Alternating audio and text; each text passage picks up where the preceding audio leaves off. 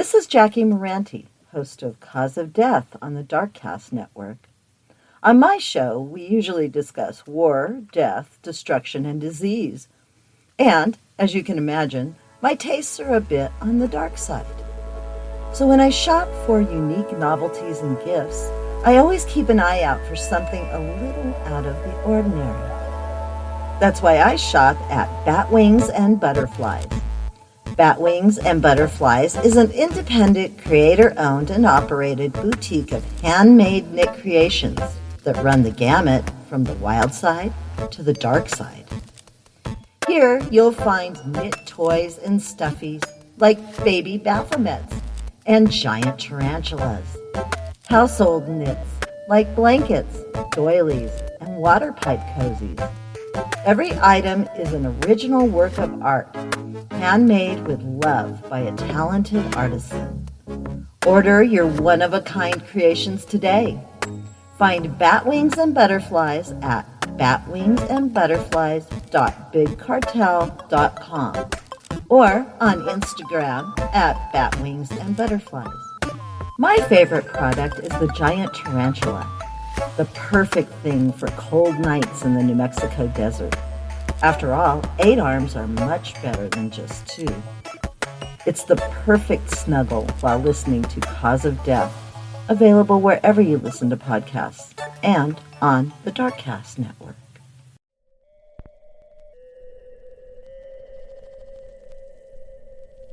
Do you like listening to stories about serial killers, unsolved mysteries?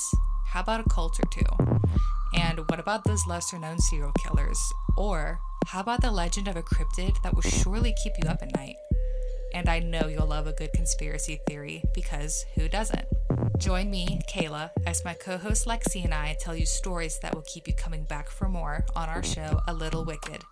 You can find A Little Wicked on Spotify, Apple, and anywhere else you can find podcasts. Check out our website, alittlewickedpodcast.webador.com, and our Twitter, Facebook, and Instagram, all under, you guessed it, A Little Wicked. We can't wait to tell you our stories. Darkcast Network. Come on over to the dark side. We're really nice people once you get past the true crime and scary science. Welcome to Cause of Death, 100 Seconds to Midnight. I'm your host, Jackie Moranti. I'm a lab rat, and I've been a lab rat for 16 years now. I study infectious disease, chemical warfare, and the effects that these things have on communities. I have a Bachelor's of Science degree from Colorado State University in microbiology, immunology, and virology. I do this show to bring science to everyone through the lens of history and my personal experience in the lab. You really do need to know. The time on the doomsday clock held steady from 2020 to 2022. For 2 years, the time was 100 seconds to midnight. On January 24th, 2023, the hands of the clock moved again, closer to doomsday than they had ever been. Now, it's 90 seconds to midnight.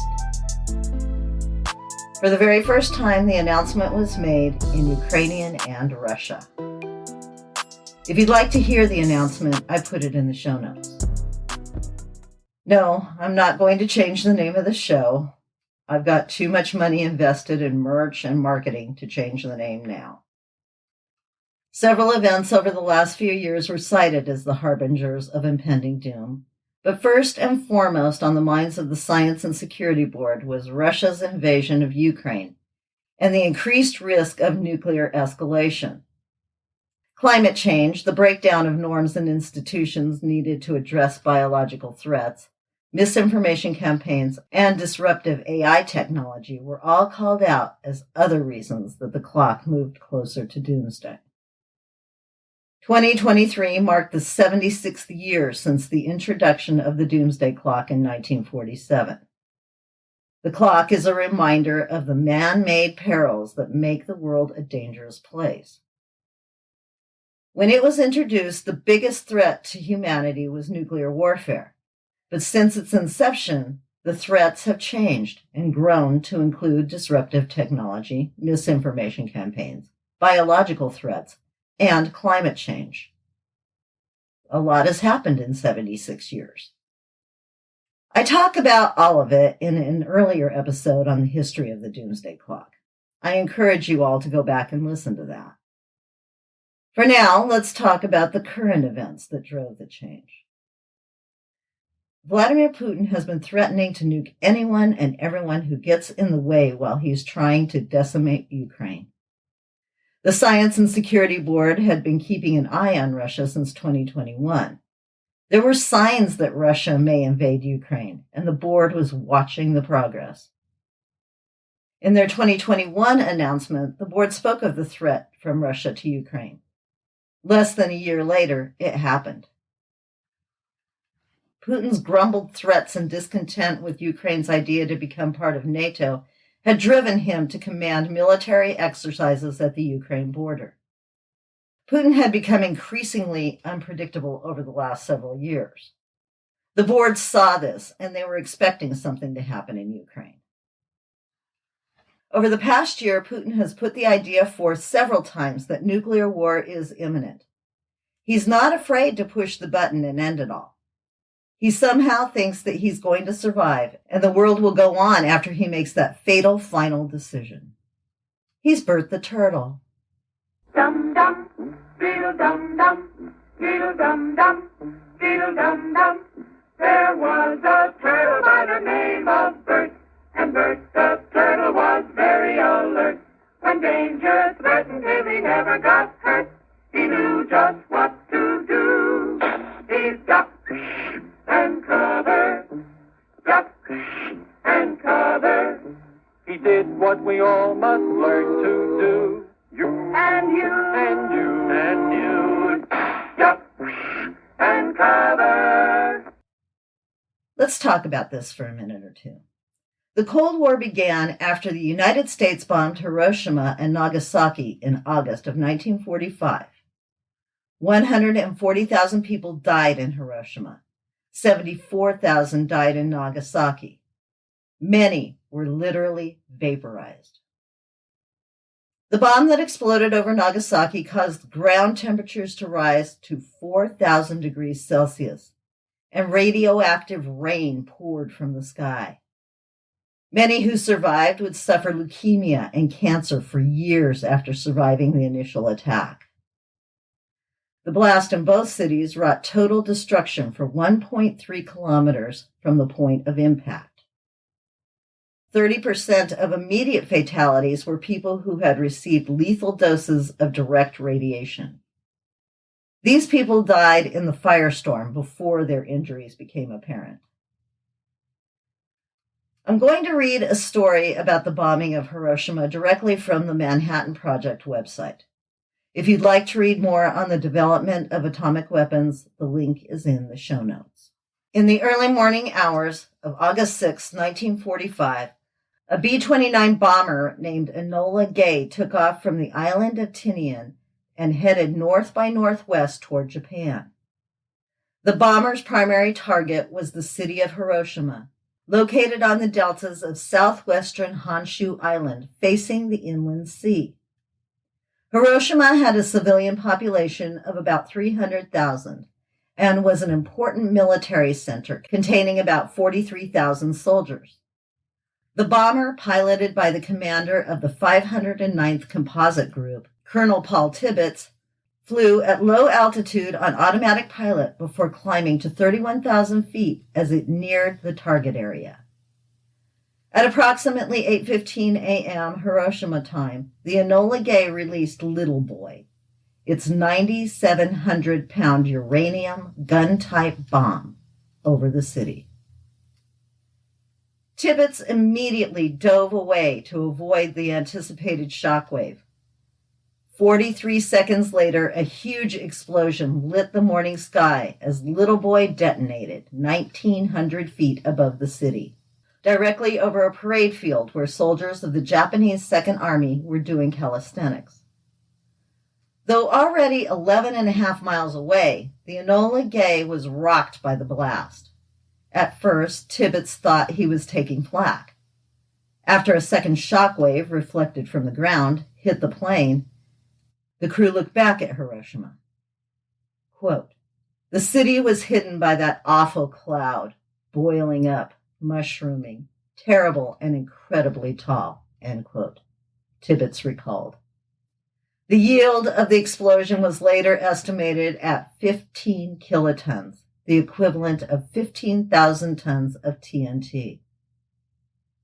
On the ground, moments before the blast, it was a calm and sunny Monday morning. An air raid alert from earlier that morning had been called off after only a solitary aircraft was seen. It was a weather plane. And by 8:15, the city was alive with activity. Soldiers doing their morning calisthenics, commuters on foot or on bicycles, groups of women and children working outside to clear fire breaks. Those closest to the explosion died instantly. Their bodies turned to black char.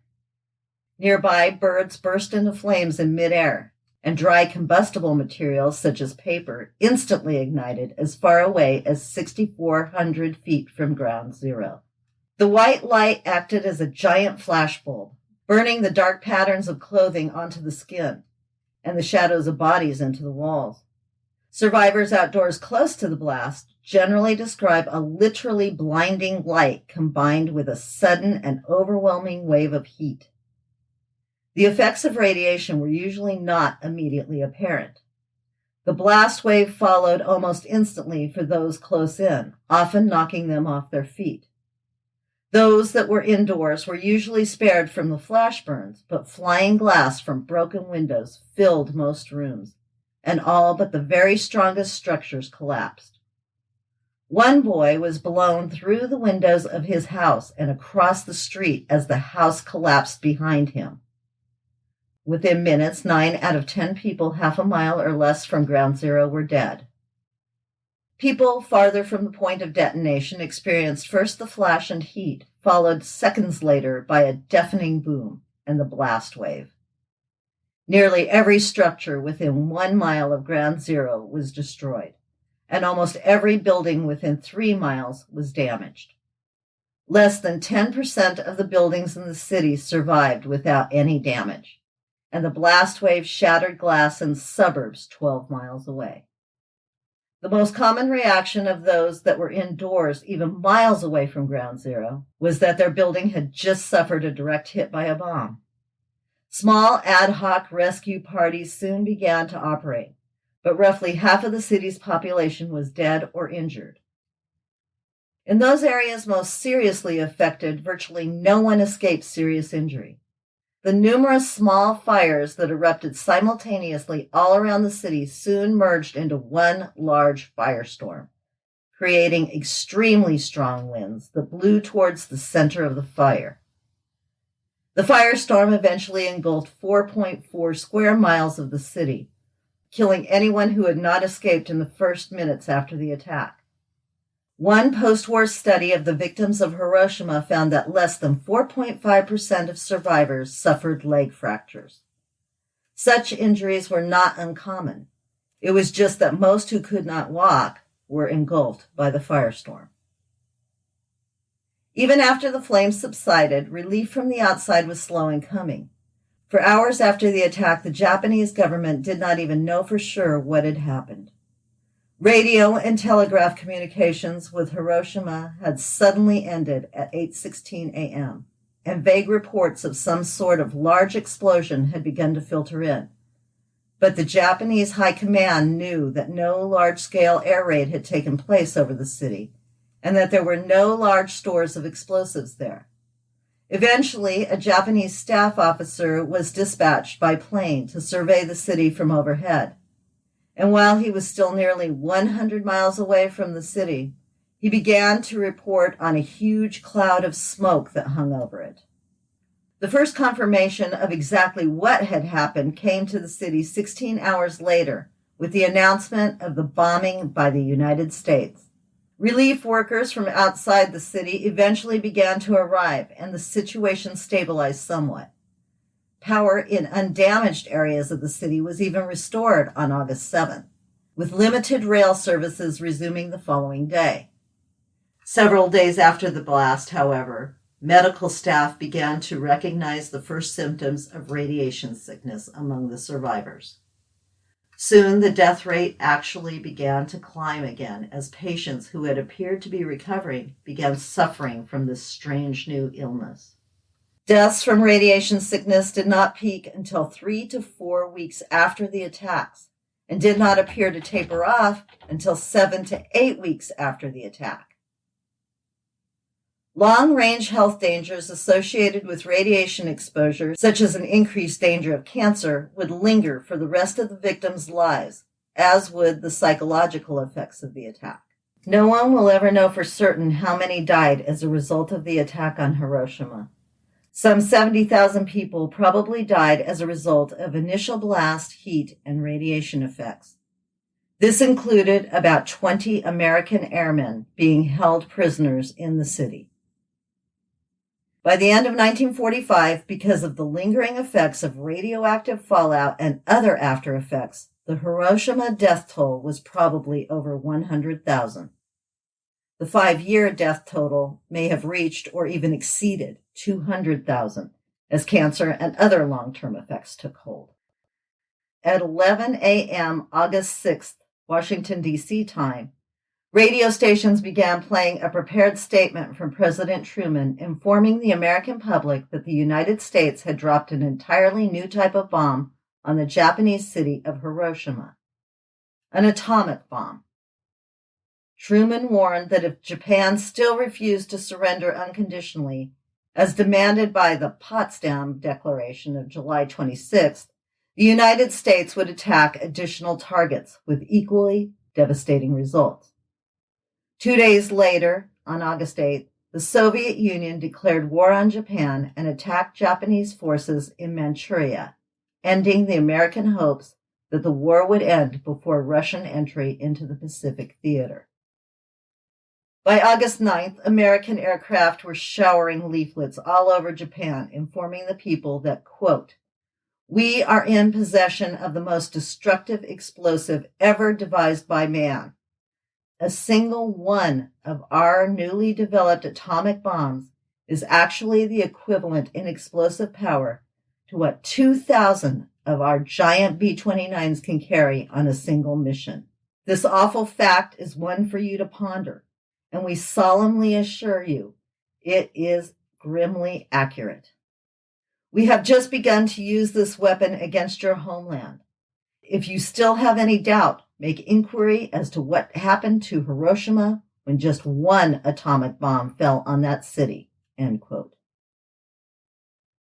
Meanwhile, Tibbetts' bomber group was simply waiting for the weather to clear in order to drop its next bomb, the plutonium implosion weapon nicknamed Fat Man, that was destined for the city of Nagasaki. The weapon known as Fat Man was 40% more powerful than the weapon called Little Boy that was dropped on Hiroshima. That bomb would wreak just as much destruction. The landscape around Nagasaki contained the blast and kept the destruction from spreading farther from the city. After the bombs fell and the annihilation was processed, the world began to realize what they had on their hands. It was the worst kind of warfare, but it was the most efficient for doing what wars do, killing people on a mass scale. The horrors of Hiroshima and Nagasaki brought awareness to scientists, researchers, and governments that these weapons should never be used again. And this idea gave rise to the Cold War. Maybe they shouldn't be used, but they still had to be built, armed, and pointed at one another so that the threat of nuclear war would always be there. As more and more countries developed the technology and the bombs got bigger and bigger, the war got colder and colder, and more targets were X'd out on the map. For those of us who were children during the Cold War, we remember bomb drills. We were told to get under the desks and hunker down with our arms over our heads. Or we were led to hallways where we lined up against lockers with our heads in our laps, holding our books over our heads. People built bomb shelters in their backyards or basements. They stockpiled food, water, and other supplies. much like the preppers of today. It seems there's a competition to see who can survive the longest before coming up for air. These are all exercises in futility. People do them to make themselves feel better. But no one is going to survive a ground zero nuclear attack, not for the long haul. It's estimated that if a weapon roughly the same tonnage as Little Boy were dropped today, the effects may be felt 25 miles away downwind.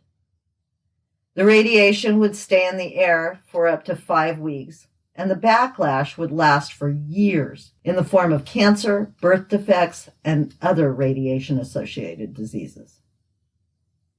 Now, 30 years after treaties were signed and everyone celebrated the end of the nuclear threat, here we are, back at ground zero, with a man who's not known for mental stability with his finger on the trigger.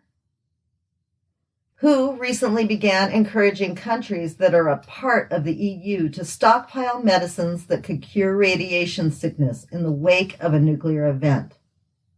That is not super encouraging. Closely behind the concerns of disaster were disruptive technologies. This could play a huge part in whether or not nuclear war is imminent. Disruptive technology is defined as, quote, an innovation that significantly alters the way that consumers, industries, or businesses operate. A disruptive technology sweeps away the systems or habits it replaces because it has attributes that are recognizably superior, end quote. Historically, cars, electricity, and television were considered disruptive technologies. More recently, rideshare apps, e-commerce, online news, and GPS systems joined the ranks. Now, none of this sounds bad, right? We all binge Netflix. We use Airbnb. We Google Map our way somewhere, right? I'm guilty. But are these technologies really harmless? I'll talk about it in depth in a future episode, but let's think about this for now. Many of our missiles are triggered by artificial intelligence. No one really has to push a button. They just have to give the order. And if the order is given accidentally, say through a code word or phrase, the AI technology could trigger the weapon. Accidents happen, and that could be a fatal one. It's also a very real concern when we think about war. If we look back at past wars, how many were won or lost by happenstance? Take a deep dive into the American Revolution or World War I, and you'll see that things could have turned on a dime if someone hadn't made a fatal mistake on the losing side. Misinformation campaigns are also of a grave concern currently.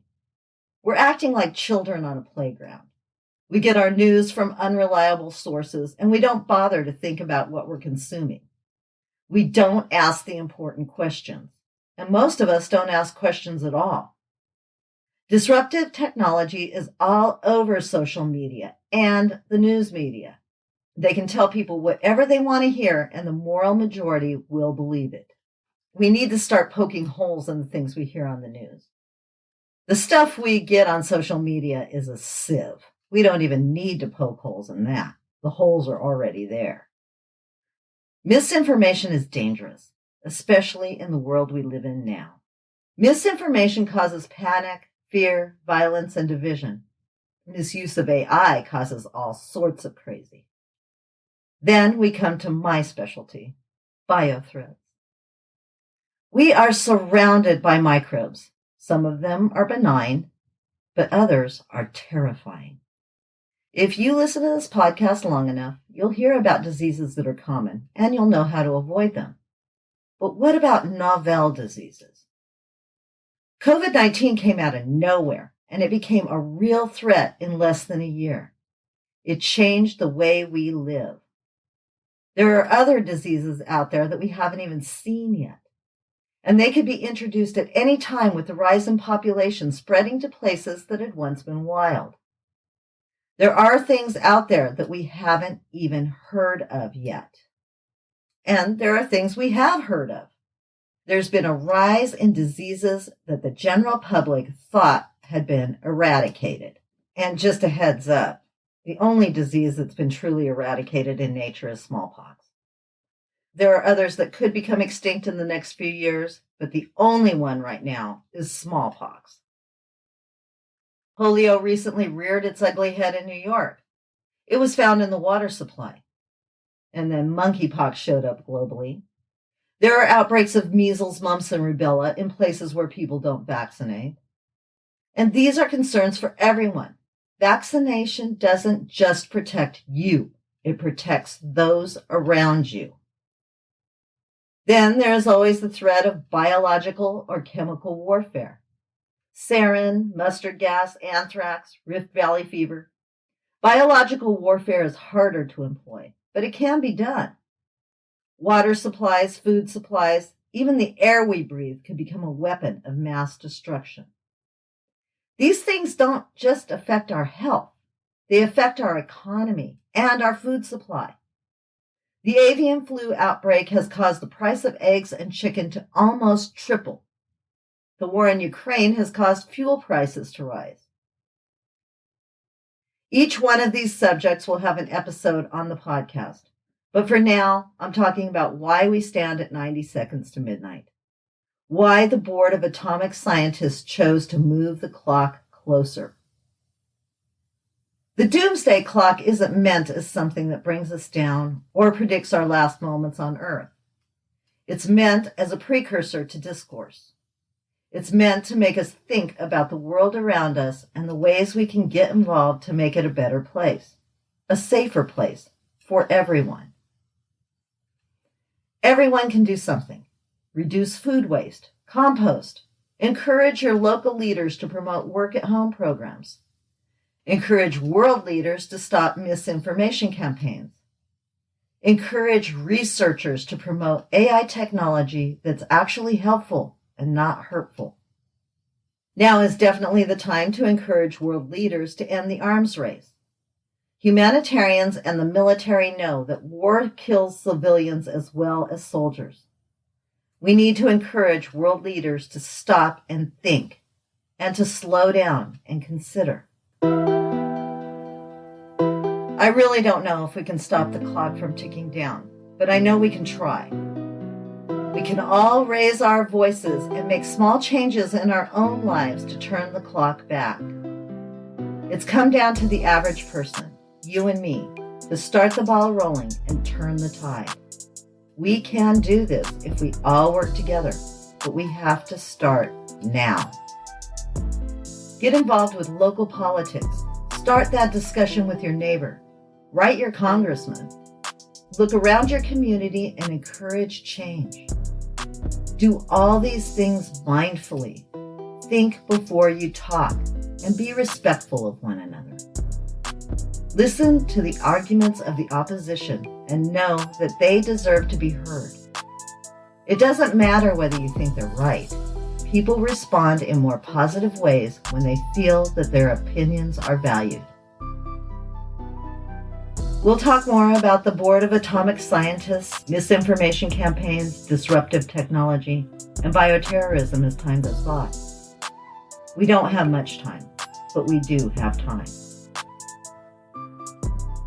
It's 90 seconds to midnight, and the global effort to move the clock backward begins with you and me. Thank you for listening to Cause of Death 100 Seconds to Midnight.